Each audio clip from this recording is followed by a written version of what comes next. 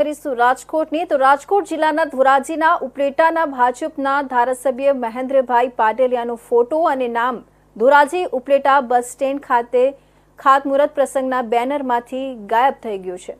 ગુજરાત રાજ્ય માર્ગ વાહન વ્યવહાર નિગમ ઉપલેટા તથા ધોરાજી મુકામે બાંધવામાં આવનાર નવીન એસટી બસ સ્ટેન્ડનો ખાતમુહૂર્ત કરવામાં આવી રહ્યો છે।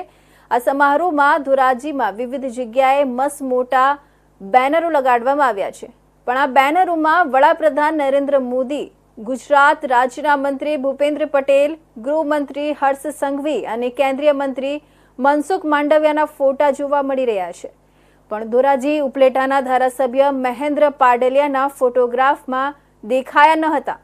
આ કોઈ પણ જાણી જોઈને મિસ્ટેક થઈ છે। જાણતા અજાણતા આ મુદ્દાને લઈને ધોરાજીમાં રાજકીય ગરમાવો જોવા મળી રહ્યો છે અને શહેરમાં ચર્ચાઓનો ગણગણાટ શરૂ થઈ ગયો છે। મોડી રાત્રે જૂના બેનરો કાઢી નાખવાની કામગીરી શરૂ કરવામાં આવી રહી છે।